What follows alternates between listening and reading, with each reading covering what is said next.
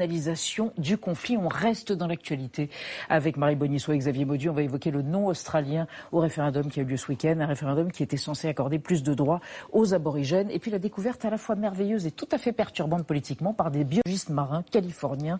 Découverte autour des plateformes pétrolières abandonnées. Vous verrez ça. Mais d'abord, c'est entendu, mot vedette du jour de Thibault Nolte, Para-PM. C'est un aspirateur qui aspire les particules fines.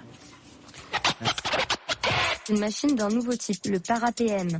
Les Para-PM. Le Para-PM. Qu'est-ce que ça veut dire? Exactement ce que ça dit. Merci de m'en dire un peu plus. Entendu. La vie secrète des mots vedettes.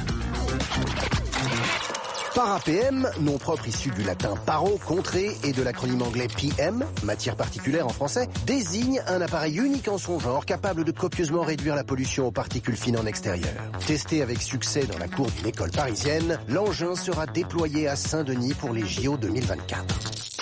Depuis le 15 juin, 10 de ces aspirateurs de plein air sont testés dans une école du 9e arrondissement proche de grands axes de circulation et dont la cour, enclavée par des murs de 12 mètres, est un véritable piège à particules. Les Para-PM se déclenchent 10 minutes avant la récré si le taux de particules est supérieur à 15 microgrammes par mètre cube. Les premiers résultats ont été publiés mardi.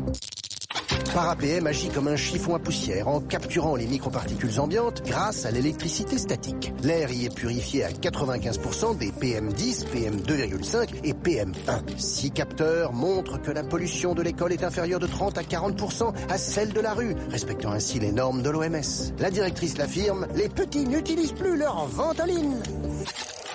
Selon un rapport de l'Université de Chicago, la pollution de l'air est la plus grande menace extérieure pour l'espérance de vie sur Terre, 3 fois plus néfaste que l'alcool ou la clope. Dès décembre, 7 Para-PM géants seront installés au village des athlètes, près de l'A86, la plus embouteillée de France, pour ménager les alvéoles des futurs concurrents des JO.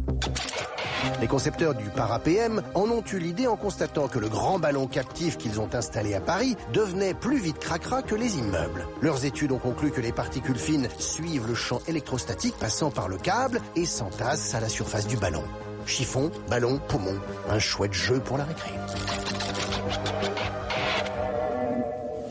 Merci Monsieur Nolte, bonsoir.